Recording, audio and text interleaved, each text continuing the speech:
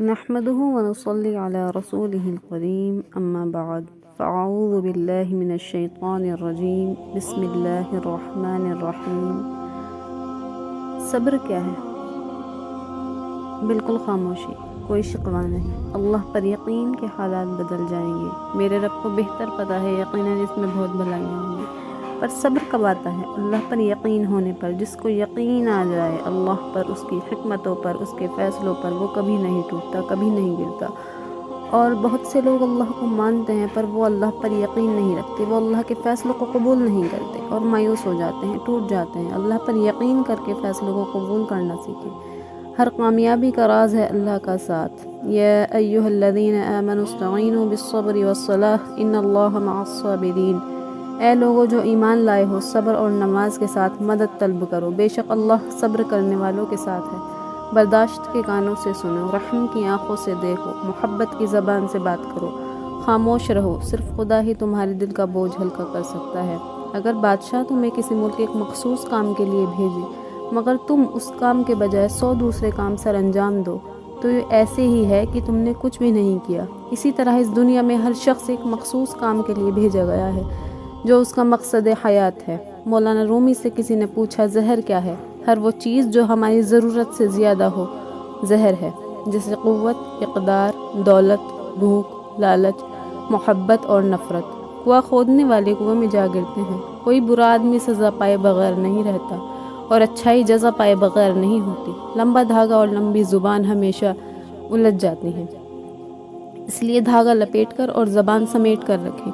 جہاں پانی گرتا ہے وہاں سبزہ اگتا ہے، جہاں آنسو گرتے ہیں وہاں رحمتیں اترتی ہیں۔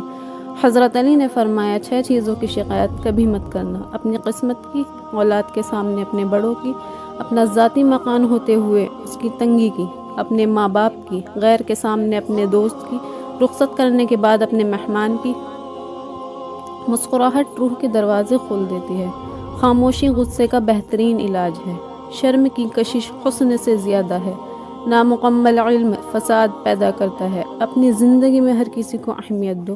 جو اچھا ہوگا وہ خوشی دے گا، جو برا ہوگا وہ سبق دے گا۔ امام شافعی رحمۃ اللہ علیہ فرماتے ہیں جب لوگ تمہیں تکلیف میں اکیلا چھوڑ دیں تو جان لو اللہ تعالیٰ تمہارے کام کا ذمہ خود لینا چاہتا ہے۔ جس مقام پر آ کر برداشت ختم ہو جاتی ہے وہیں سے صبر شروع ہوتا ہے۔ پھر یوں ہوا کہ صبر کی انگلی پکڑ کر ہم اتنا چلے کہ راستے حیران رہ گئے۔ ظالم کے ظلم سے نہیں بلکہ صابر کے صبر سے ڈرو، کیونکہ اللہ تعالیٰ صبر کرنے والوں کے ساتھ ہے۔ جتنا تم میں صبر ہوگا اتنا تمہاری دعاؤں میں اثر ہوگا۔ صبر کرنے والوں کا مقدمہ اللہ تعالیٰ خود لڑتا ہے۔ کبھی بھی کامیابی کو دماغ میں اور ناکامی کو دل میں جگہ نہ دینا، کیونکہ کامیابی دماغ میں تکبر اور ناکامی دل میں مایوسی پیدا کرتی ہے۔ جہاں انسان کے صبر کی آخری حد ختم ہونے لگتی ہے پھر وہیں سے رب فرماتا ہے کن، ہر ناممکن چیز ممکن ہو جاتی ہے۔ اخلاق ایک دکان ہے، زبان اس کا تالا ہے۔ تالا کھلتا ہے تو پتہ چلتا ہے کہ دکان سونے کی ہے یا کوئلے کی۔ لوگوں کی خوشیوں اور رزق پر نظر نہ رکھو، اللہ کی تقسیم پر راضی رہو، کیونکہ اللہ سے بہتر کوئی تقسیم کرنے والا نہیں۔ تکلیف میں صبر سے کام لو، کیونکہ سونے سے آگ کو آزمایا جاتا ہے اور مومن کو تکلیف سے۔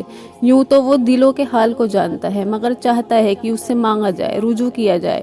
یہ اس کی شان ہے کیونکہ وہ بادشاہ ہے۔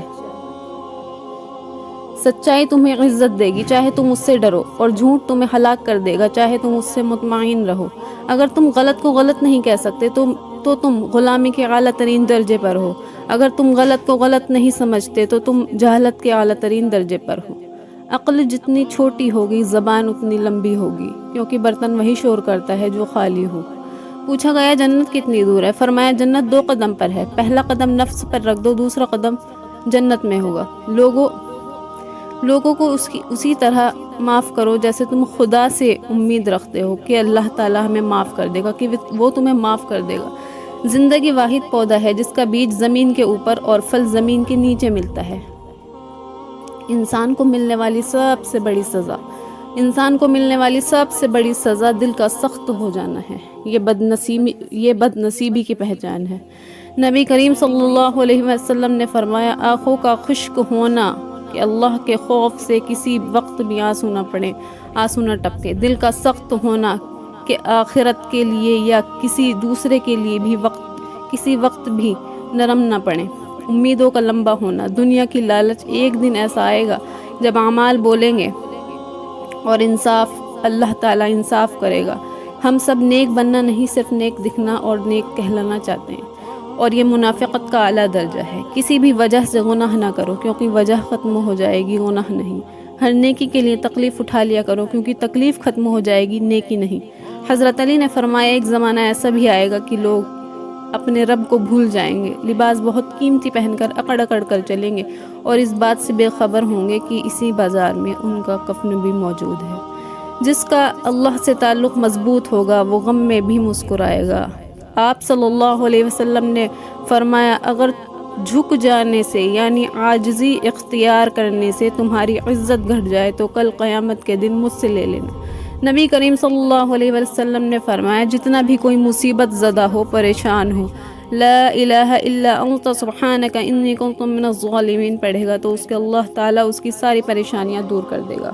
آمین، اللہم آمین۔